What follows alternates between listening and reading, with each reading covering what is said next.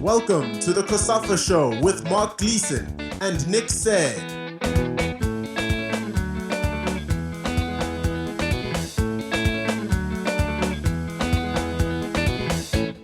We have a varied COSAFA show for you this week, taking in a top striker, a women's football coach on the rise, and the aftermath of the CAF Women's Champions League 2025 COSAFA Qualifiers that were won by Gaborone United this past weekend. There's lots to get stuck into, but first, Namibia's hotshot striker Peter Shalulile recently reached a major milestone when he became the most prolific goal scorer in the 29-year history of South Africa's Premier Soccer League. We hear from him on that record, getting Namibia to the 2026 FIFA World Cup, and what the future might hold. Peter Shalulile, firstly, congratulations on reaching the milestone to be the top goal scorer, all-time top goal scorer of the PSL. How does it feel to make history? Thank you so much. Glory be to God, first of all. I'd like to thank my teammates, the coaches, and everyone who played their part, in all the success that I have achieved. And I believe that I wouldn't have done it without, my teammates also. But I just want to thank also the Mamelodi Sundowns president for giving me an opportunity to come Sundowns, and everyone, the staff, for the support. But it's a great feeling. But we strive for more and more goals, and we pray for many other goals to come. On off days, you come to the club to get the feeling of the net. Do you attribute that to your achievements, and what else can you talk about that, just coming to training when there's no one? Yeah, because I believe that you cannot score goals if you do not do extras, or you cannot break records if you're not putting in the work, or if you dream of something, you don't put the work at it. So for me, off days, I make sure that I come and do my best and just fix things that I know are weakness in me, that I want to make them positive, and I want to make sure that when I get an opportunity in such situations, I bang them. Peter, there's also been a lot of speculations in the media about you, whether you're staying or leaving, and transfer rumors. What can you say about it? For now, I won't lie to you guys. I'm back. Things didn't go well. They were discussing and negotiating about paperwork and all that. But I decided to call the chairman, and I told him rather let me come back and enter my experience and fight for my position. You're joining the national team. You've got 2 matches to play for the qualifiers. Just the outlook of the team, and also representing Namibia. Well, it's possible that we can see each other in the World Cup. We just need 6 points from these 2 matches, and I know it's not going to be easy. But I told my boys we need to grind them out, and I believe anything that we want, it's possible, man. It's just a dream that we have to put in our hearts and achieve it. And I believe that it's possible that we'll get the 6 points. Lastly, the supporters sing for you the Sha Sha Sha song. Just your message to them, not just Sundowns supporters, but across the board. Well, we just want to thank them for giving us the courage, the strength, and believing in me. Without fans at the pitch, sometimes it's boring. But when they are around, they give us the energy. And so I just want to say thank you to them, and may God bless them all, and may they come in numbers for the upcoming games. Seychelles women's coach Chris Yip-Au recently took part in the FIFA Elite Performance Coaches Mentorship Program. She had experienced Australian coach Vicki Linton as her mentor, and tells us about that experience. This is an opportunity to learn from the very best and to bring that knowledge back to Seychelles to accelerate our growth.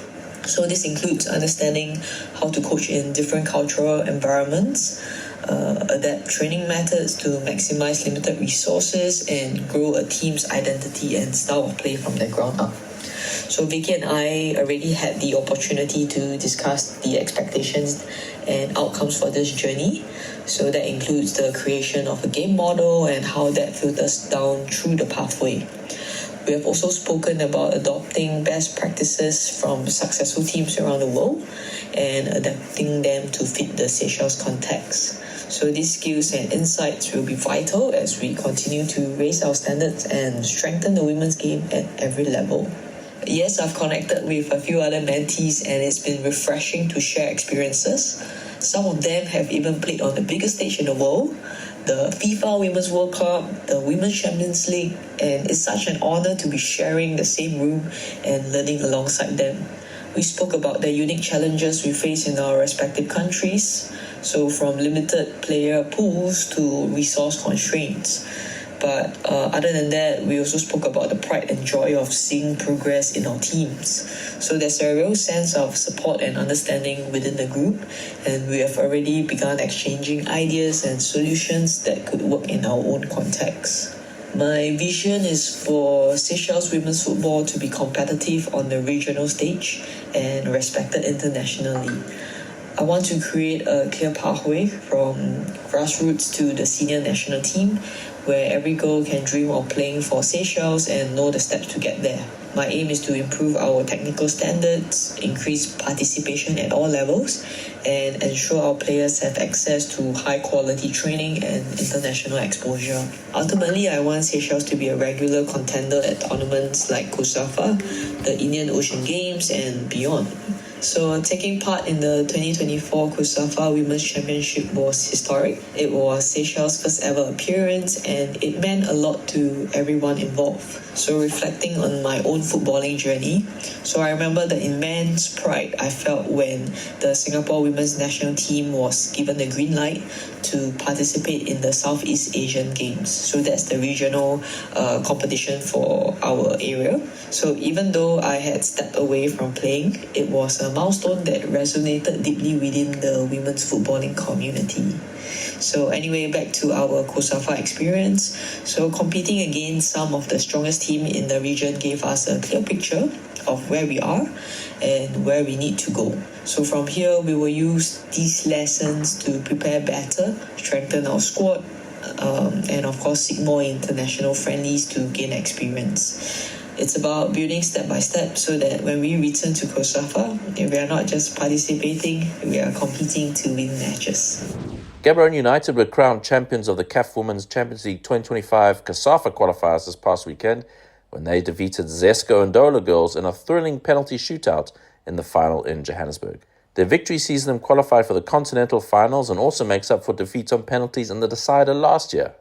Their coach Khalid Nionzima has masterminded their success and spoke after the final.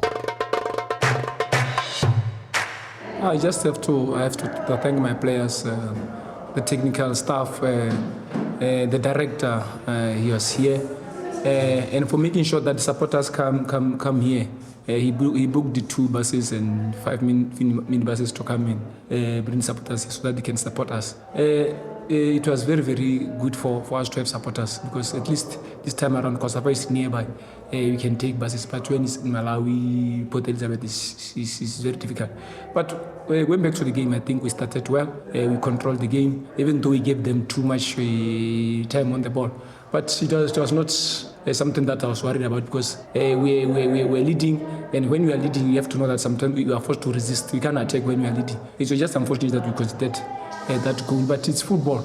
I kept on believing that we will come up as victorious in the 90 minutes or extra time. It was difficult for me to leave the girls because they considered on a critical time. So because they thought they had it, but we had to suck them in terms of their mind, to talk to them so that they can know that the Zambians were equalizing. It's not that they were leading. We still in it. You can still win it. But thanks to the character of the girls, it was not simple playing these kind of games.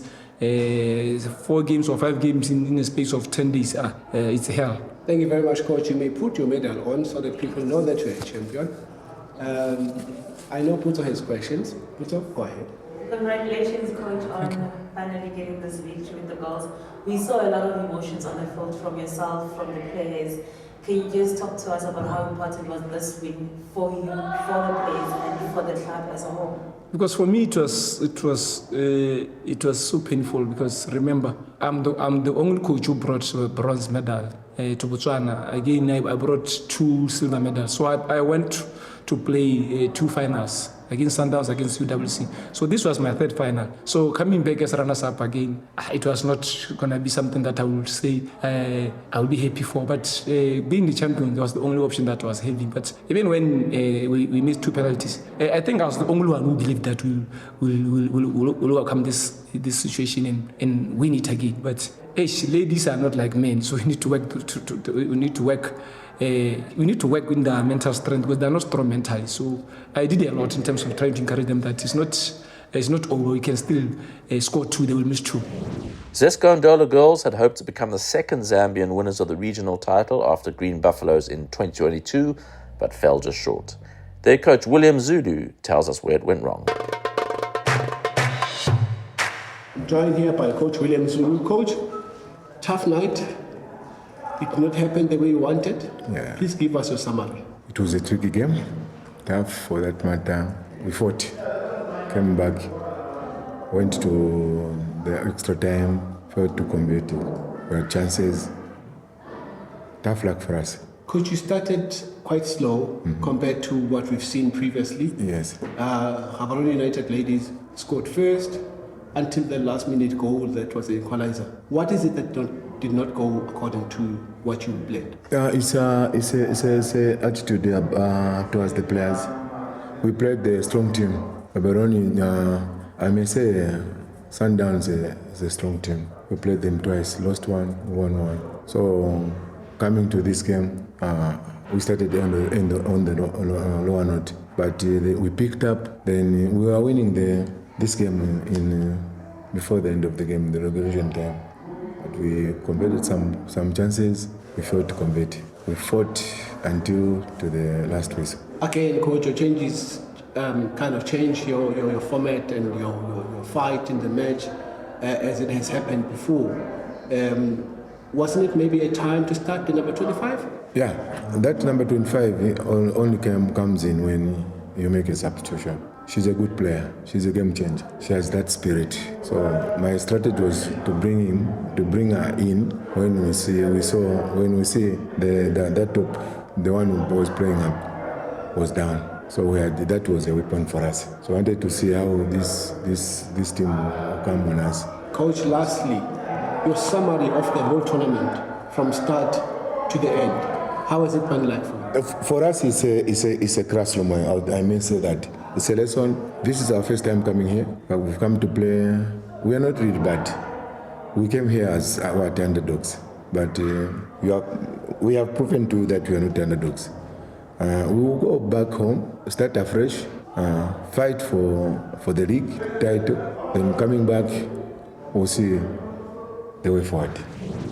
That's it for another episode of the COSAFA Show. We'll be back next time with more news and views from the Southern African region. We wish all our teams competing in the 2026 FIFA World Cup qualifiers the very best of luck. Don't forget you can listen to more of our podcasts on our COSAFA YouTube channel, Spotify and iTunes, and also get the latest news via our website at www.cosafa.com.